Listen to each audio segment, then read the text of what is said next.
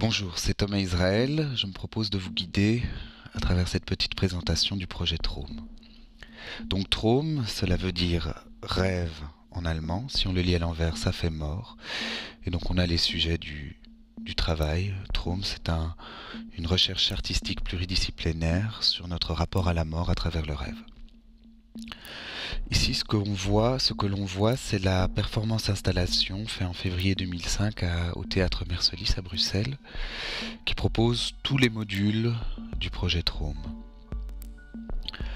En fait, le projet Traum propose des espaces de méditation active, sorte d'espace de réflexion hors du temps, qui vise à amener le visiteur en état de réception sensorielle et intellectuelle, afin d'entamer un processus introspectif. Par exemple, ici, on voit Lady Di. J'ai récupéré le direct de l'enterrement de Lady Di de la BBC et j'y ai, en laissant le son très très bas pour qu'on puisse à peine l'entendre, et en rajoutant un sous-titre critiquant le rapport à la mort dans les masses médias et la substitution de la mort spectacle, des people, la mort people ou la mort guerre, au rapport à nos propres morts, qui n'ont plus de place. Ici, c'est un travail fait avec Jacques Urbanska, d'interview, toujours sur le rapport à la mort, qui s'est fait avec tous les membres de l'équipe, mais aussi en direct auprès des visiteurs. Donc, comme on voit, les angles d'attaque sont multiples, mais ils tendent tous vers ce même objectif, qu'affleurent à la pensée des visiteurs, des pensées souvent refoulées lors du jour, sur le rapport à ces morts, tout simplement. Le projet Traum est né d'un constat que j'ai fait de vide référentiel pour traiter cette nouvelle forme de présence qu'est le mort en nous. Je veux dire, le moment mort, c'est-à-dire cet instant où l'on passe de la vie à la mort, est très présent, mais uniquement à travers les masses médias. Quant au travail du deuil, il est amplement traité par la psychologie. Ici on arrive au lit Traum, installation interactive, donc sur lequel le visiteur va se coucher pour vivre un rêve que je propose au-dessus de lui sur un écran de la taille du lit. Et à des moments précis du rêve que je propose, le spectateur, visiteur, va être incrusté dans mon rêve.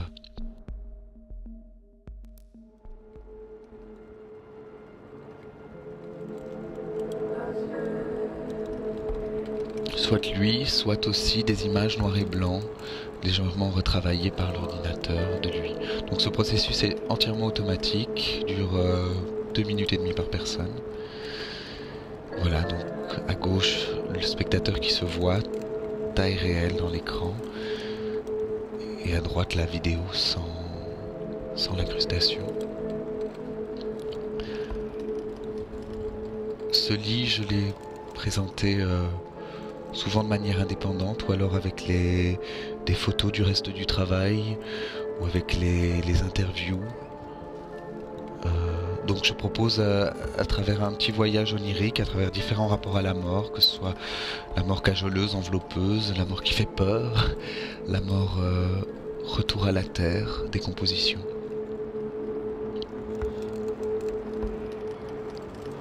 C'est un travail que j'ai fait avec Yacine Septi pour tout le côté interactif.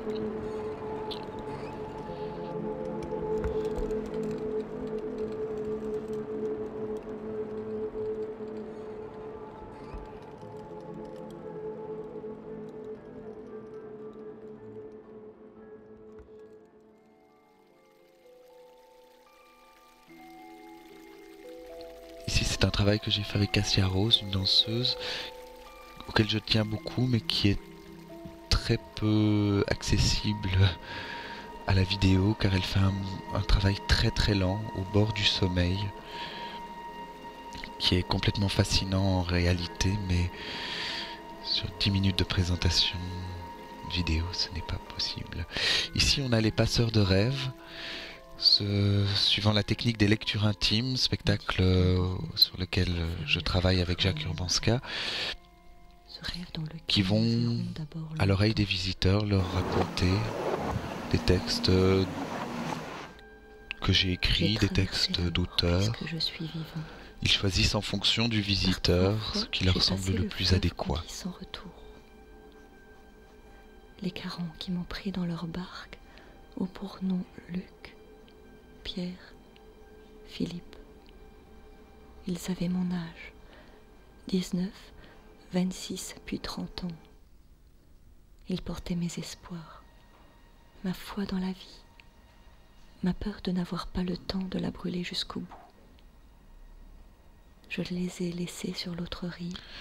Donc pour continuer ma petite réflexion théorique, à la mort comme part constitutive de mon individu n'est plus associée aujourd'hui aucune symbolique acceptable, du moins pour moi.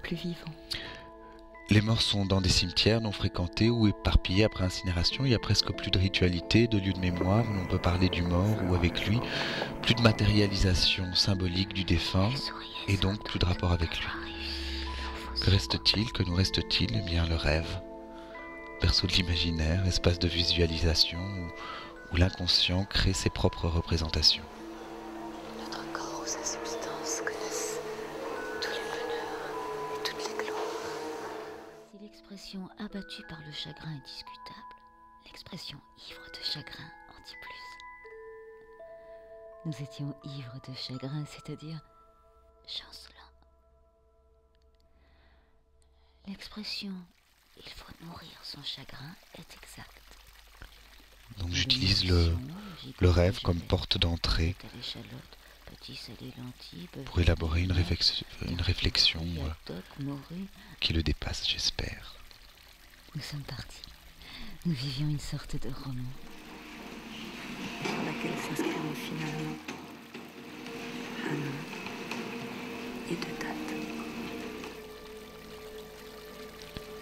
Ici, ce qu'on va voir, c'est un travail de projection de masques funéraires sur le visage d'une actrice, Delphine Houby, ici. Donc ces masques sont faits de structures en évolution.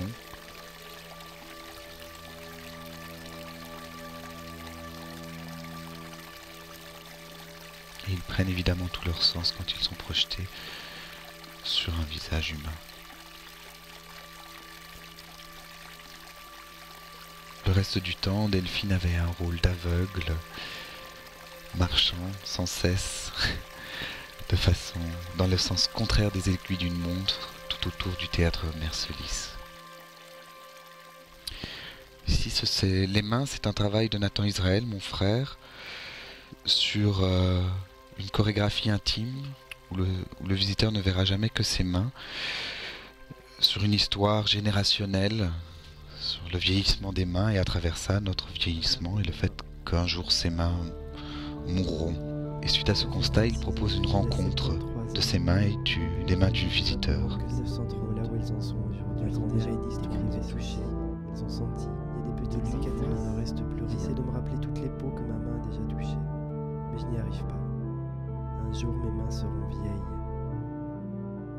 Et un jour, mes mains seront mortes. Et un jour, tes mains seront mortes. Alors juste là, c'est peut-être l'occasion pour qu'elles se rencontrent.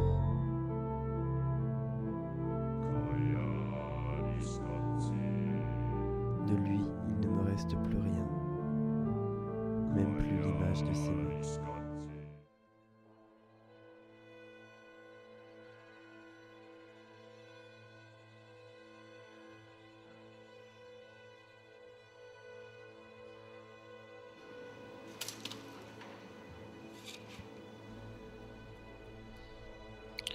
Donc il était important pour moi que le visiteur choisisse son rythme, choisisse de se rendre fort proche de tout ce qu'il se passait ou de regarder dans son coin, de décider d'écouter les interviews ou pas, de se rendre dans le lit ou pas.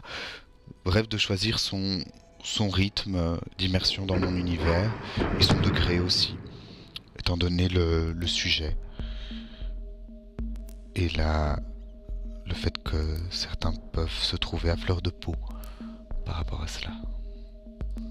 Donc ce qu'on entrevoit, c'est toute une série de bandes vidéo qui sont projetées dans l'espace, dans un grand tunnel inversé créé par David Christophe.